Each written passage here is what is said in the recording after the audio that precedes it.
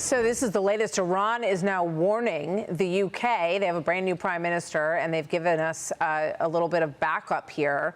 But now Iran says that they should not be allowing, the UK should not allow U.S. bombers to use the UK bases. And that's coming from the Iranian media.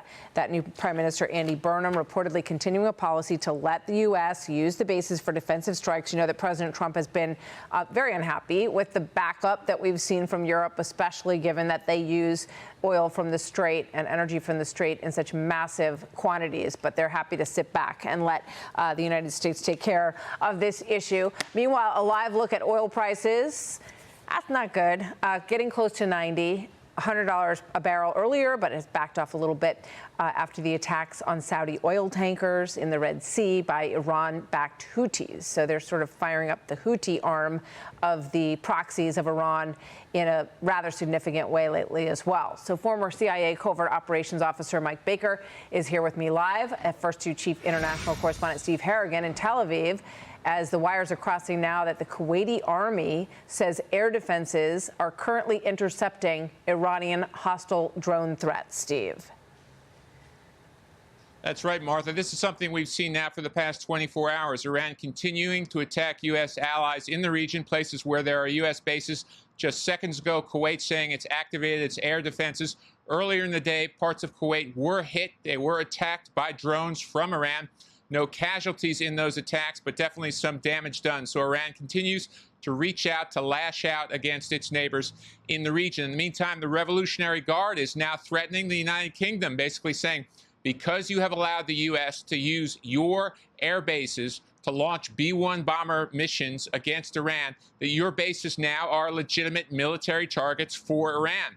The UK responded quickly, saying the UK stands ready 24/7 to defend itself.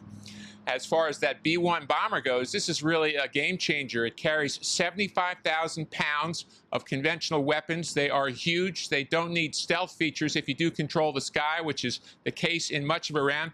They can be refueled in the air, and they can hit multiple targets on the same mission. So really a potent weapon now being used in the region. And it comes as oil has now topped $100 a barrel. This comes after Houthi terrorist rebels in Yemen managed to attack and strike 2 Saudi tankers in the Red Sea. By doing so, they've caused the price of oil to spike and also potentially raised a potential second front in this war. Martha, back to you. Steve, thank you. Steve Harrigan in Tel Aviv. And with that, as promised, Mike Baker joins me here, former CIA covert operations officer, CEO of the Portman Square Group, and host of the President's Daily Brief podcast. Mike, where do you think this is? Thank you for being here, first of all. It's always good to see you. Where do you think this is going? Well, it's not going to end anytime soon. I feel pretty confident in saying that.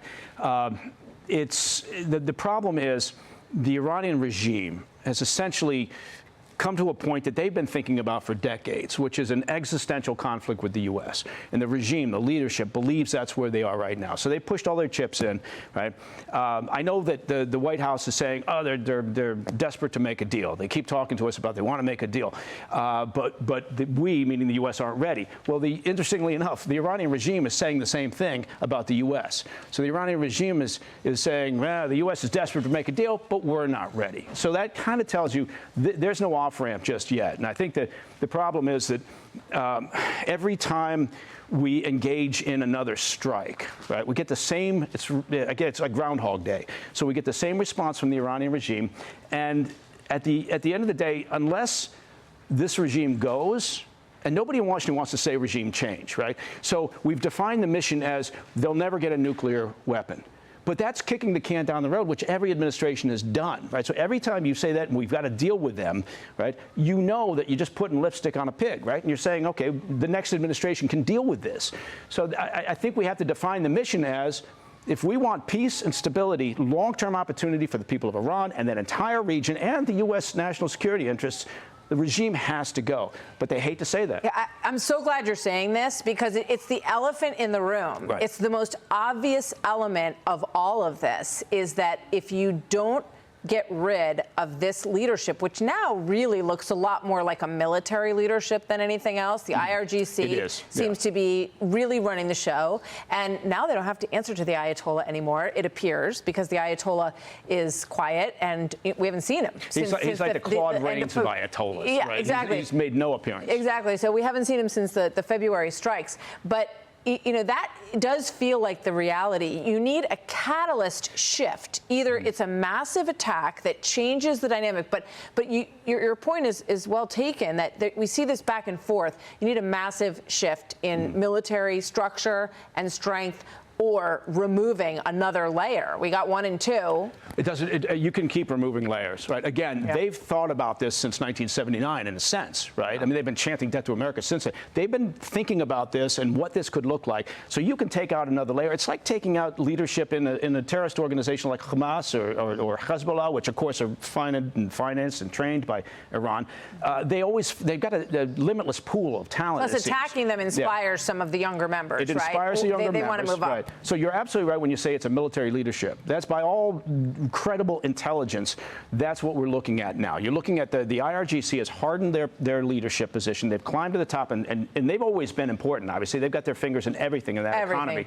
But every business, they have ownership in oil. They've got they've got their hands in every bit of the business, and they don't care about the people of Iran. Well, when you slaughter thousands and thousands of your own citizens, I think it kind of tells you where they sit. But so I think Mujtaba Khamenei is basically rubber stamping. If he's alive, he's basically just being presented with, okay, this is what we're going to do next. How good do you think the intel is on him with your intel background? I mean, is he alive? Is he in another country? There was some indication of that earlier this week. Yeah, Israeli intelligence was saying, we believe that he may have fled or they've moved him out of the country. The intelligence is very imperfect. Unfortunately, it's a little bit like our bomb damage assessments of Natanz and the other nuclear facilities. How much did we do? We didn't obliterate it, but what did we do? It's still hard to figure that out. Intel has always been a heavy lift for Iran. We've always relied heavily on Israelis are pretty good at it. They're very good, and we've relied on our liaison partners, the Gulf partners. You talked earlier about this idea that nobody's helping, right? We got to be a little careful about that, because the Gulf states have been very helpful in their own ways. They just don't want to publicize. And it feels like that's the ticket to the game change shift. A really forceful entry by the Gulf states to make it very clear to Iran that they are the man out. Yeah, and the Saudis may do that now. They may do that. Yeah, they may do that. Very interesting. Mike Baker, always great to talk to you. Thank you so much. Thank you for joining me. Thank you. Be sure to like and subscribe for all the Fox News latest on YouTube, and catch full shows streaming now on Fox One.